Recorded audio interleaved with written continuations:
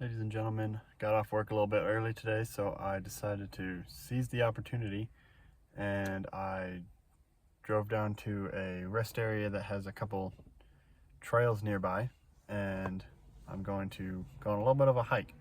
It's a colder day today and it's raining, but I got my hoodie and I got a jacket and it shouldn't get too cold.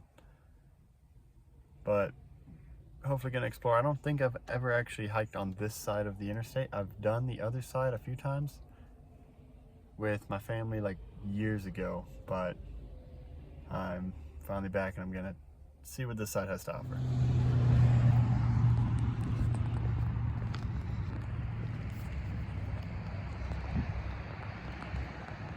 Today's hike is it's not gonna be the longest hike, but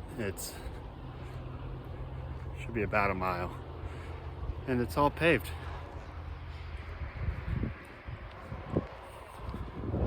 It says it's like an easy to moderate difficulty, so it shouldn't be too bad. I was kind of confused for a second because on the other side of the interstate, they have more trails, and they're a lot more primitive trails. You go, rather than going on like a sidewalk or a trail, it's like walking over the actual lava rock from post to post, and that's how you navigate. This one seems pretty relaxing. It's kind of nice so far.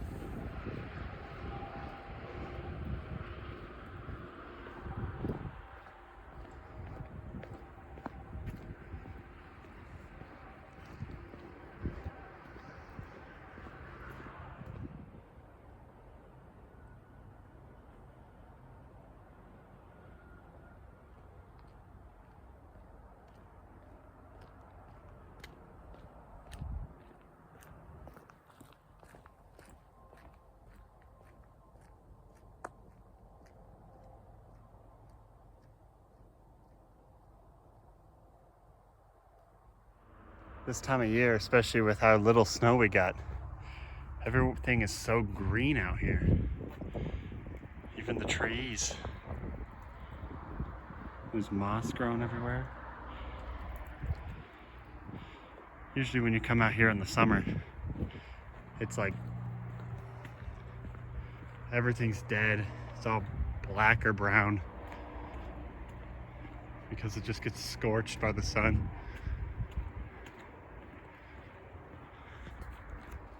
Looks like over here there's a little bit of a cave.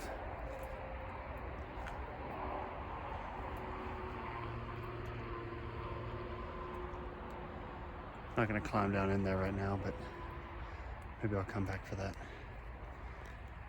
See what's down in there.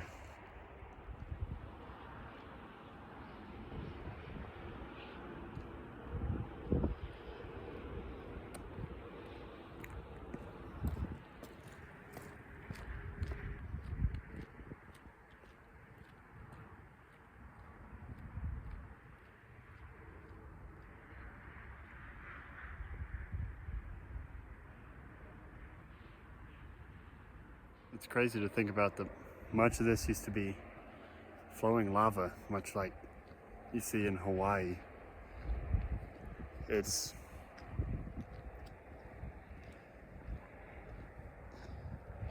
just insane, the scale of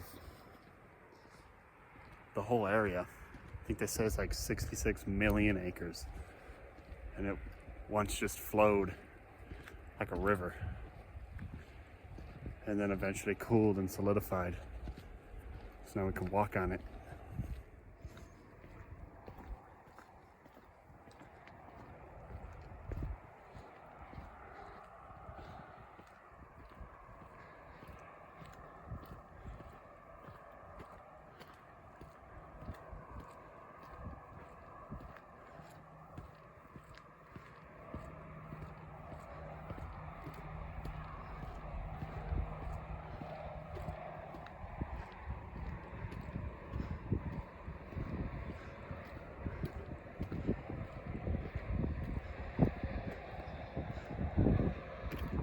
Looks like there's another cool little cave system down here. That one almost looks like it could be an impromptu shelter. It's got the little flat ground in there. If you ever wanted to get out of the rain. These giant craters, you can tell from how the rocks broke that they used to be hollow underneath. Until they cracked who knows how long ago and sank down. And they just continue. Makes you wonder how far underground do these go. There could be miles of cave system under here, and we just haven't seen it yet.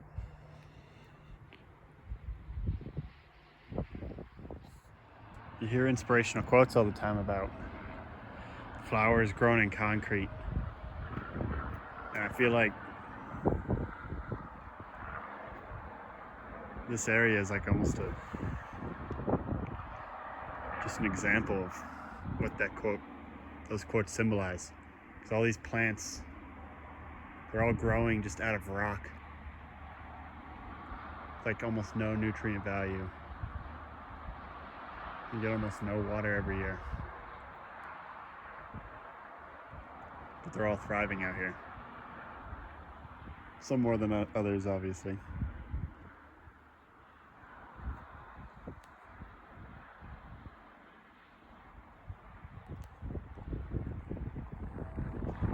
But there's just trees for miles, even though this landscape is very unforgiving.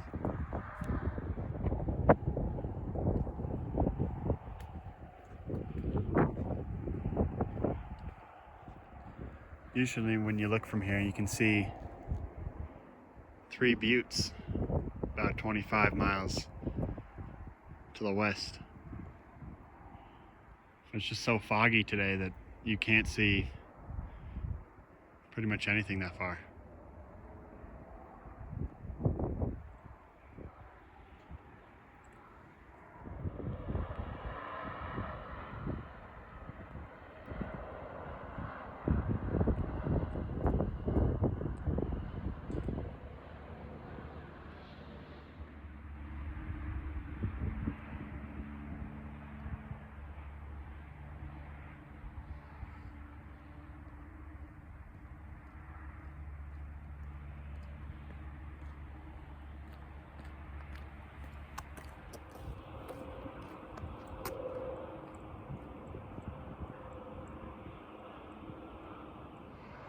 One of the beauties of this trail system is just its proximity to the interstate. It's a great spot if you want to stretch your legs after driving hours. You just pull off at the rest stop, use the restroom, and then it's a nice short hike. You can do the quarter-mile loop, or do the one that's another half-mile that I did today. And hike out to that overlook.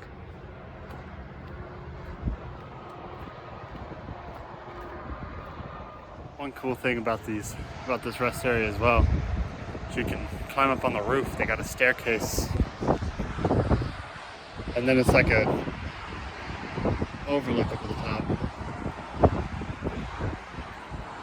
See across to the next rest area. And usually you can see the mountains in the distance, but not today. And I got stairs, so it's not too hard to get up here. One thing to always keep in mind when you're out here, I thought it was really important because it was more posted on the sign, so it kind of reminded me. And it's the idea of coming out here and thinking about what do you leave behind? Because ultimately the big goal is to leave nothing behind, leave no trace at all. But regardless of how hard you try, you're always gonna leave a trace. And putting these trails out here so people can come and enjoy the natural habitat also has an effect as well. One example is they had to cut branches off the tree just so they could put a picnic table over here. And it's an awesome picnic table. Come out here with your family, have a picnic, enjoy maybe some sandwiches, something quick on the interstate. But then a side effect of that, putting it right here, is more people come here. And that's caused a little bit of a trail to form.